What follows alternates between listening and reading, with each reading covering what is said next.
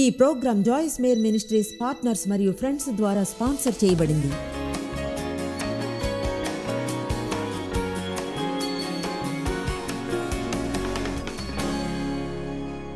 ఇప్పుడు యోహాను 5ని చూడకుండా ఉండలేకపోతున్నాను. ఇతని గురించి దాదాపు 6 నెలలుగా బోధించలేదు కనుక ఆగలేకున్నాను.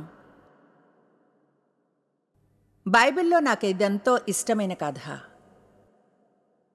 కనీసం ప్రజలు ప్యాసివ్గా ఉండే ఈ చోట యోహాను 5వ అధ్యాయం. కొంచెం కథను గురించి చెప్తాను, తర్వాత చెప్పే వచనాన్ని చూద్దురు గాని. గతంలో అప్పుడు ఒక పరిస్థితి ఉండేది. ఎప్పుడైనా ఎవరైనా జబ్బుగా ఉంటే లేదా కుంటివాడో వ్యాధితో ఉన్న నీళ్ల కోనేరు ఒకటి ఉండేది. దాని పేరు బెతెస్దా. దాని మీద ఒకలాంటి ప్రత్యేకమైన దైవికమైన అభిషేకం ఉండేది. ఏడాదిలో ఒకసారి, కేవలం ఒక్కసారే ఏడాదిలో దేవదూత వచ్చి నీళ్లను కదిలించేదట. ఈ వ్యాధిగ్రస్తులందరూ కోనేటి చుట్టూ ఏడాది అంతా నిరీక్షించే వాళ్ళు నీళ్లు కదిలింపబడ్డానికి చూస్తే ఆ నీళ్లలోనికి ముందుగా ఎవరు దిగితే వాళ్ళు స్వస్థతను పొందేవారు.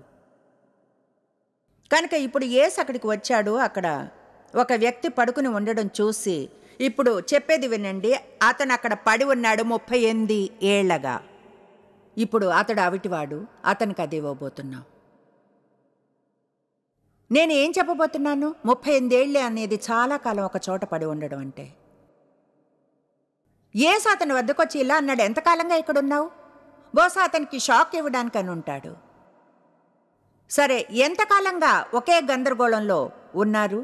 ఒకే దాని గురించి ఎంతకాలంగా సణుగుతూ ఉన్నారు? మీతో మాట్లాడతాను, బహుశా మీరు.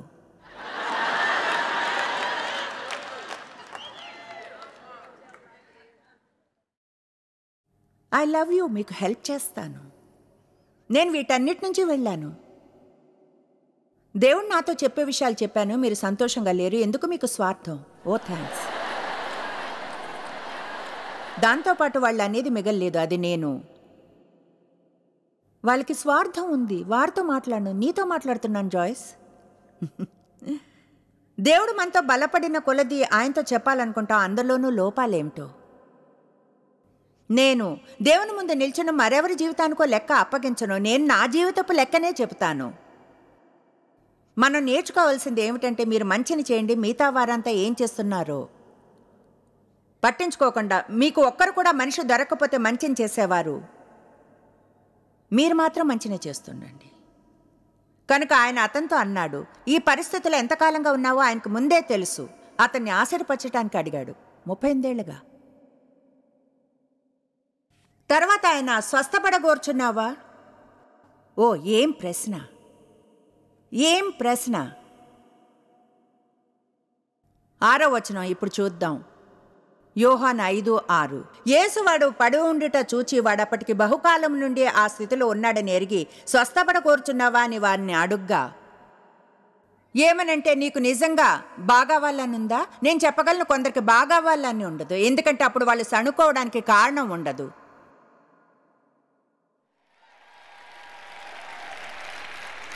బాగా బోధిస్తున్నాను.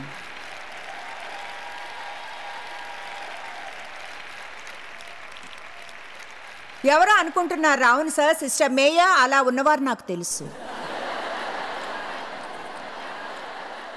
ఆ రోగి ఇలా అన్నాడు. నేను ఇది చదివిన ప్రతిసారి కోపం వస్తుంది. అదంతా వైఖరిని గురించి నేను ఇక్కడ మాట్లాడుతున్నాను. ఆ రోగి ఇలా అన్నాడు, అయ్యా, నీళ్లు కదిలింపబడినప్పుడు నన్ను కోనేటిలోకి దించేవారు ఎవరు లేరు. మీరు అనుకోవచ్చు, అర్థమే లేదా అతను కుంటివాడు. అయితే నేను వచ్చినంతట్లో నాకంటే ముందుగా మరొకడు దిగును అని చెప్పాను. ఇప్పుడు చూడండి, మీకు ఒకటి చూపిస్తాను. 38 ఏళ్ళు పడున్నాడు అనుకుందాం, ఇది కోనేరని. ఓకే, 38 ఏళ్ళు నేను ఇక్కడ ఉన్నాను, అది చాలా కాలం. ఓకే, నాకు అర్థమైంది, నేను కుంటిదాన్నే. అయితే మిగతా భాగాలు పనిచేస్తున్నాయి.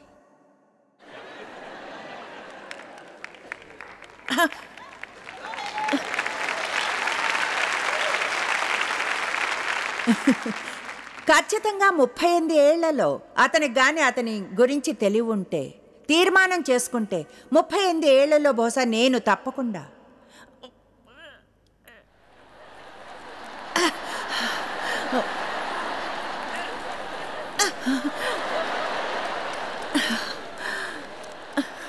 All right. ఇప్పుడు వచ్చే ఏడాది దేవదూత వచ్చినప్పుడు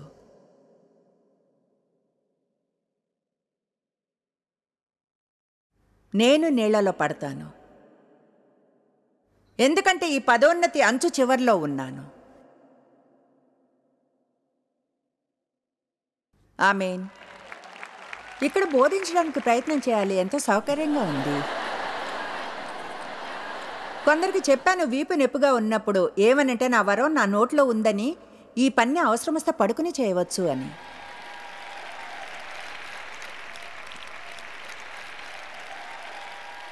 సరే,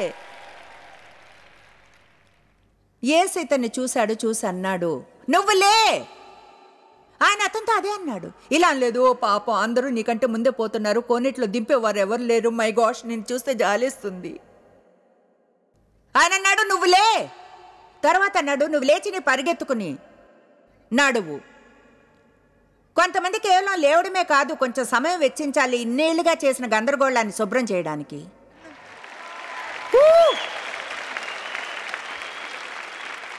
ఉప్స్. ఏమైనా సరే నేను నేల మీద పాకాల్సి వచ్చినా ఏం చెప్తున్నానో మీరు గుర్తించేలా చేయడానికి. ఆ వైఖరిని ఉంచుకోకుండా ఎవరైనా అది నా కోసం చేయండి. దేవుణ్ణి అడగడం ఆరంభించండి, ఏం చేయగలరు. ఇప్పుడు విన్నట్లుగా అరణ్యపు మనస్తత్వాన్ని అవాయిడ్ చేసుకునే మార్గాల్లో ఒకటి ప్యాసివ్గా ఉండడం మాని బాధ్యతని తీసుకోవడం ఆరంభించండి. సరిగ్గా అలాంటి వైఖరే ఉంది జేసన్కి. Battlefield of the mind కాపీలను తీసుకుని నిరాశలో ఉన్న ఒక కుటుంబానికి సహాయం చేసినప్పుడు. ఈ సాక్ష్యాన్ని ఒకసారి వినండి, తర్వాత సభని మనం కొనసాగించుదాం.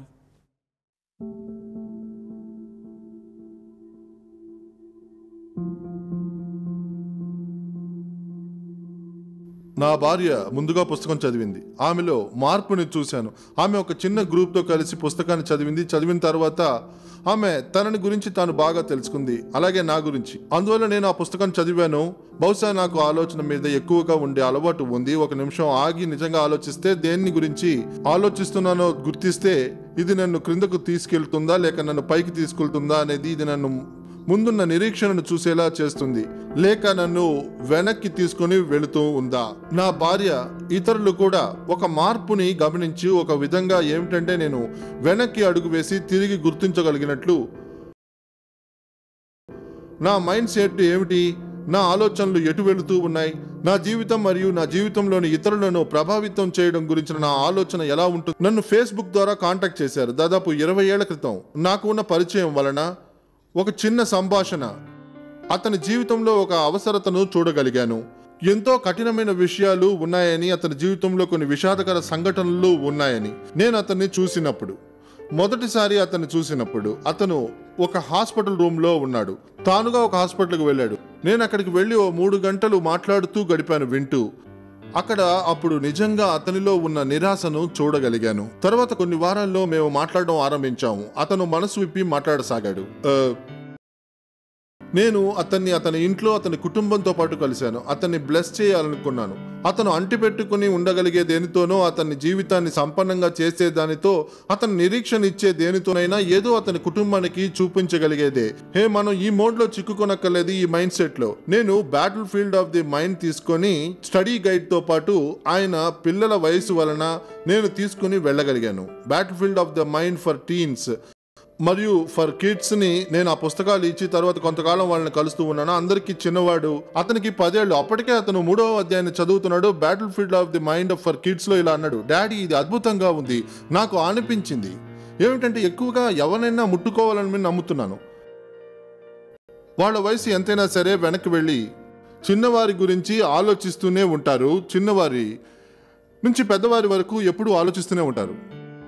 మన మనస్సులో ఎప్పుడు ఏదో ఒకటి ఉంటుంది. అది నిన్నటి గురించి అయినా సరే, భవిష్యత్తుని గురించి అయినా సరే, లేక ఈ రోజు గురించి అయినా. ఎంత గొప్ప ప్రత్యక్ష సాధనం ఈ battle field of the mind అనే పుస్తకం.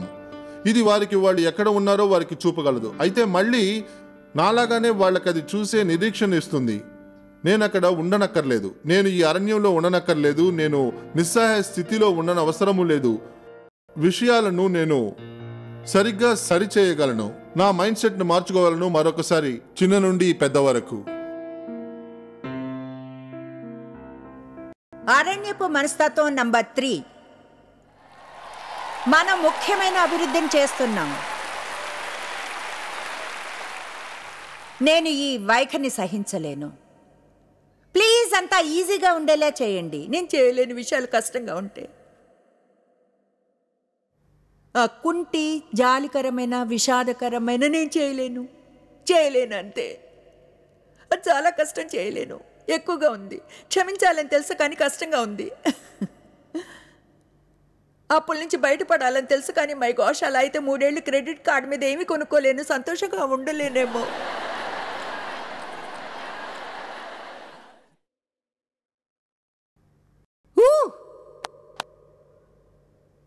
మీరు కఠినమైన వాటి కొరకు అభిషేకించబడ్డారు. మీకు పరిశుద్ధాత్మ శక్తి ఉంది కష్టమైనవి చేయడానికి సహాయపడేలా. మనకు దేవుని శక్తి అక్కర్లేదు ఒకవేళ వెళ్తూ ఈజీగా ఉన్నవన్నీ చేస్తుంటే.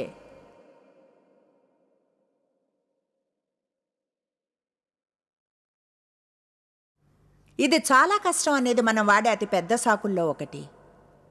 మనం గుర్తించం కూడా దాన్ని, ఎంతగా మనం సాకులా వాడతామో అన్నది. అది చాలా కష్టం. అది క్షమిస్తుంది అనుకుంటాం, ఎందుకంటే కష్టంగా ఉంది. అది దాని నుంచి మనల్ని బయటకు తేదు. దాని అర్థం దేవునిలోనికి మరింత లోతుగా వెళ్ళాలి. ఏదైనా కొంచెం కష్టంగా ఉందనుకుంటే దేవునిలో కొంచెం లోతుగా వెళ్ళండి. ఇలాంటి వైఖరి వద్దు. చూడు, నాకున్న జీవితంతో ఏ విధంగానూ సంతోషపడలేను. లేదు, పడగలరు. నిర్ణయించుకుంటే సంతోషపడాలని. మీ గందరగోళం మధ్యలోనూ ఆనందాన్ని వెతుక్కోగలరు. నవ్వడానికి ఏదైనా విషయాన్ని చూడండి, దేన్నైనా అభినందించేదాన్ని వెతకండి.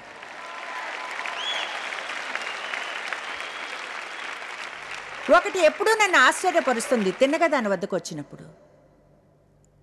హద్దుగీత ఏమిటంటే, జవాబులు ఇక్కడ ఇందులో ఉన్నాయి. అయితే చెప్పేది వినండి.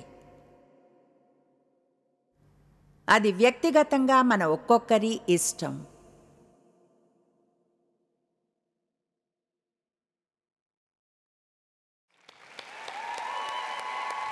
అయితే వాళ్ళు కానీ మీరు అర్థం చేసుకోరు. కానీ వాళ్ళు నన్ను కోనేట్లోకి దించడానికి ఎవరూ లేరు.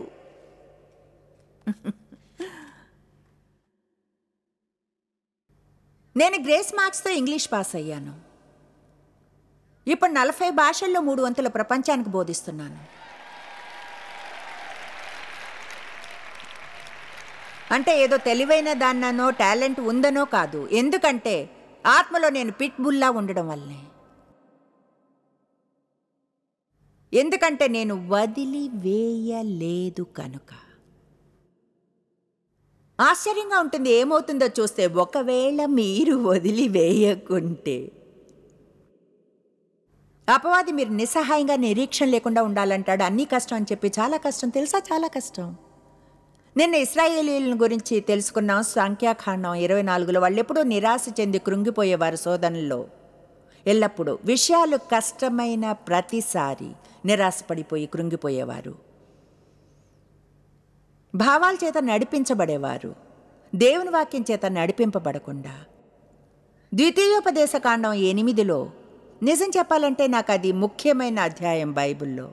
దాని వెనుకున్న ఎందుకు అనేవన్నీ ఇప్పుడు చెప్పడానికి సమయం లేదు. అయితే నేను ఎన్నో విషయాల నుంచి వెళ్ళాను. యవనాస్త్రాలైన విశ్వాసిగా పరిచర్లో నాకు అది అర్థం కాలేదు. ఎందుకంటే నాకు అనిపించింది దేవుడు దాన్ని సరిచేస్తాడని. అయితే చేయలేదు. ఎవరికైనా అలా అయిందా? తరువాత ఇది చూపించాడు. నీవు ఆయన ఆజ్ఞలను గైకొందువో లేదో నిన్ను శోధించి నీ హృదయంలో ఉన్నది తెలుసుకొంటకు నిన్ను అణుచు నిమిత్తమును అరణ్యములో 40 సంవత్సరములు నిన్ను నడిపించెను. అలాగే ఆహారం వల్లనే గాక యెహోవా సెలవిచ్చు ప్రతి మాట వల్ల నరులు బ్రతుకుదరని తెలియచేయుటకును. మన జీవితం పరలోకం కాదు. మన పరిస్థితులన్నీ అవి ఎలా ఉండాలనుకుంటామో మన జీవితం క్రీస్తులో ఉంది, ఆయన్ని తెలుసుకోవడంలో. ఎన్నో మంచి పాఠాలు నేర్చుకోవచ్చును ఇశ్రాయేలీయుల నుంచి. ద్వితీయోపదేశకాండం 30:11-14 అందరం ఈ వచనాలు చూద్దాం. నేడు నేను నీకు ఆజ్ఞాపించి ధర్మమును గ్రహించుట నీకు కఠినమైంది కాదు. చెప్పండి, కఠినమైంది కాదు, దూరమైనది కాదు. మీరు చెప్పక్కర్లేదు. చూడండి, నేను చెప్పింది మాత్రమే చేయండి. మనము దానిని విని గైకొనున్నట్లు ఎవడు ఆకాశమునకు ఎక్కిపోయి మన యొద్దకు దాన్ని తెచ్చును అని నీవు అనుకొనుటకు అది ఆకాశమందు ఉండునది కాదు. దాన్ని చూడండి, అదేమీ రహస్యం కాదు. మనము దాన్ని విని గైకొన్నట్లు ఎవడు సముద్రము దాటి మన వద్దకు దాన్ని తెచ్చును అని నీవనుకొన్న నేల. ఇదంతా ఆశ్చర్యకరమైంది. అదేమీ కఠినమైంది కాదు, కఠినమైంది. అండం మానండి. ఇలా అండం కూడా, అది నా కోసం ఎవరు తెచ్చి పెడతారు? అద్దరికి పోయి దాన్ని తీసుకుని నాకు తెచ్చిస్తారు. ఎప్పుడు దాన్ని పరిష్కరిస్తారు? అది సముద్రపు అద్దరి మించినది కాదు. నీవు దాన్ని అనుసరించుటకు ఆ మాట నీకు బహు సమీపముగా ఉన్నది, నీ హృదయము నీ నోట ఉన్నది.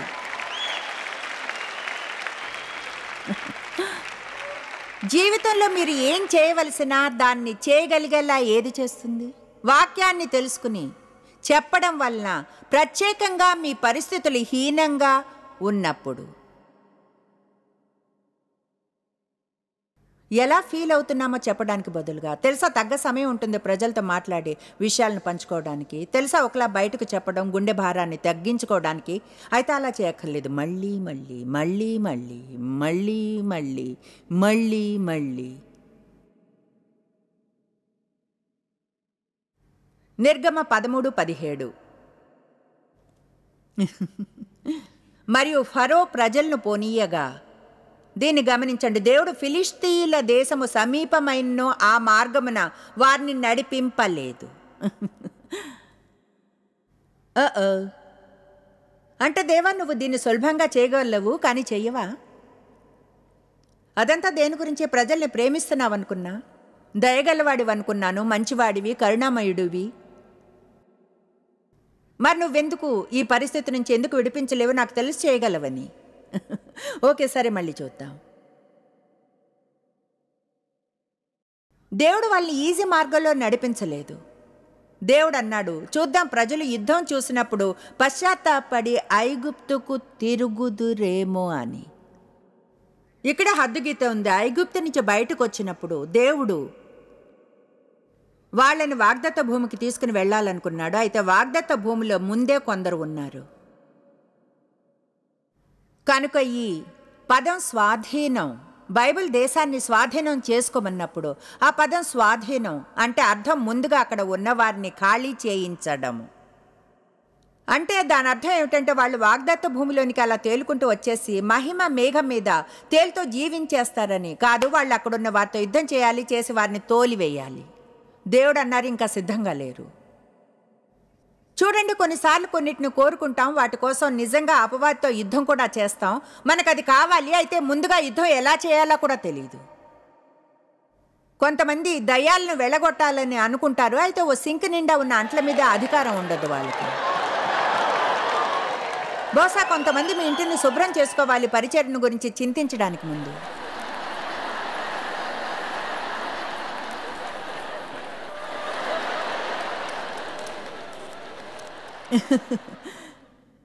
నాకు చర్చిలో ఆరాధన నాయకుడిగా ఉండాలనుంది. ఇప్పుడు పాడుతున్న వారికంటే మంచి స్వరం ఉంది. దేవాది నా దర్శనం నాకు అర్థం కావడం లేదు. నువ్వెందుకు నన్ను క్వైర్లో కూడా వెళ్ళనివ్వడం లేదు? ఆరాధన టీంలో భాగంగా తర్వాత ఆరాధన నాయకుడిగా అవుతానేమో. దేవునికి మీకేం కావాలో చెప్పండి, ఆయన తగ్గ సమయంలో చేస్తాడు. మీకు మీరు ప్రమోట్ చేసుకోనక్కర్లేదు. అయితే ఈ లోపల నేనేం చేయాలంటారు? ఇంటిని క్లీన్ చేయండి.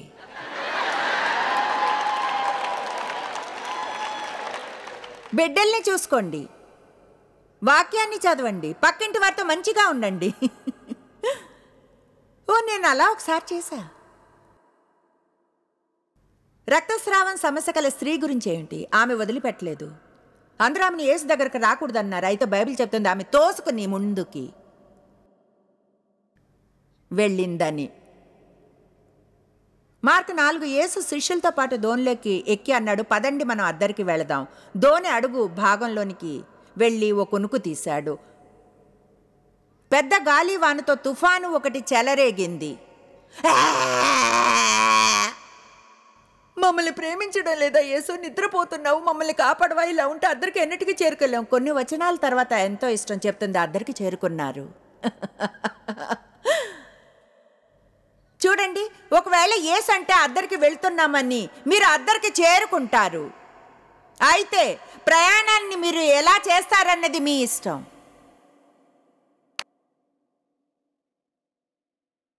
ఒకరోజు మంచం మీద నుంచి లేవగానే ఈ పరిచర్యను పొందలేదు. అనుకున్నాను అది అలానే జరుగుతుందని.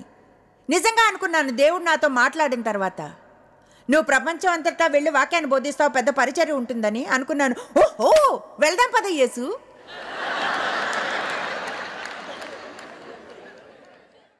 దేవా, దయ చూపు. గుర్తుందో ఒకరోజు ప్రార్థించినప్పుడు, నాకు గుర్తుంది ఇప్పటికీ ఎక్కడున్నాను. ఓ దేవా, ప్లీజ్ ప్లీజ్ ప్లీజ్ అంటే నేనంత యంగా లేను. దేవుడు దీనికోసం పిలుపునిచ్చినప్పుడు నాకు అప్పటికే 30 ఏళ్ళు వచ్చాయి. పరిచర్య 42 ఏళ్ళు వచ్చే వరకు ఆరంభించలేదు. నాకు చెప్పకండి వయసు అయిపోయిందని, అలా చేసే సమయం దాటిపోయిందని. అది వినాలనుకోను.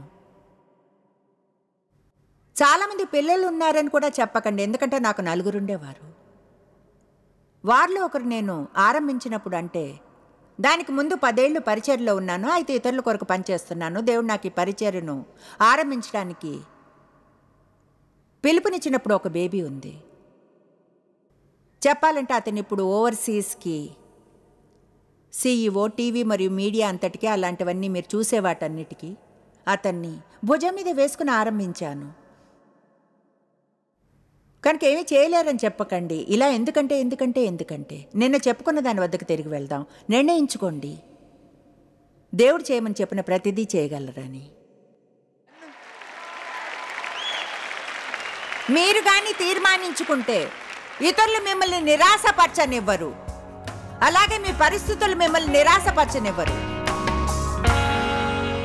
చూడండి, ఎవరికైనా ఆరణ్యపు మనస్తత్వం రాగలదా? అయితే దాన్ని పొందనక్కర్లేదు. మనం యాక్టివ్గా ఉండాలి. మనం ఏం చెయ్యాలో తెలుసుకుని దాన్ని తప్పక చెయ్యాలి. కఠినమైన వాటి కొరకు అభిషేకించబడ్డామని తెలుసుకుని జీవితంలోని ప్రతిదీ ఈజీగా ఉండదని మనం అది చెయ్యగలం. ఇలాంటి వైఖరిని ఉంచుకుందాం. నన్ను బలపరచు క్రీస్తు ద్వారా నేను సమస్తము చేయగలను.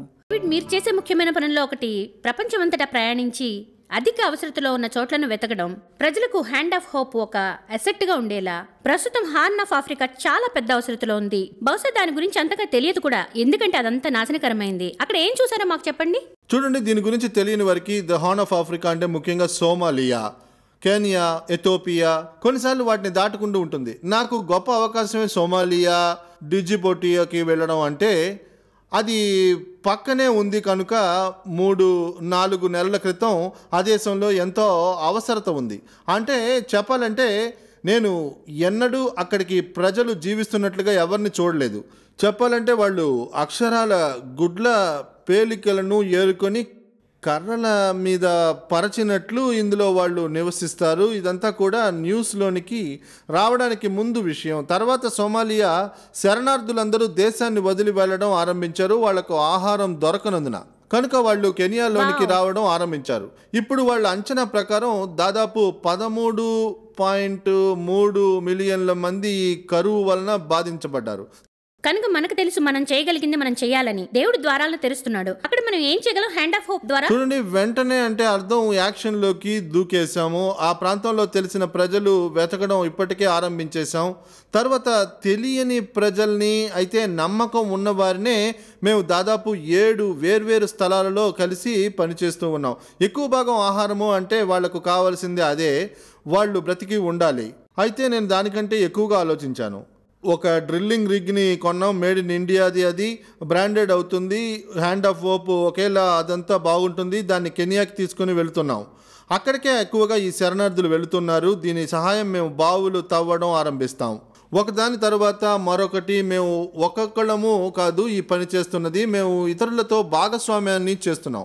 దాని అర్థం మీకు ఆహారంగా లేకుంటే సమస్య ఆధారం ఏమిటి? బావులను తవ్వి నీళ్ళిద్దాం అనుకున్నాం. కరెక్ట్.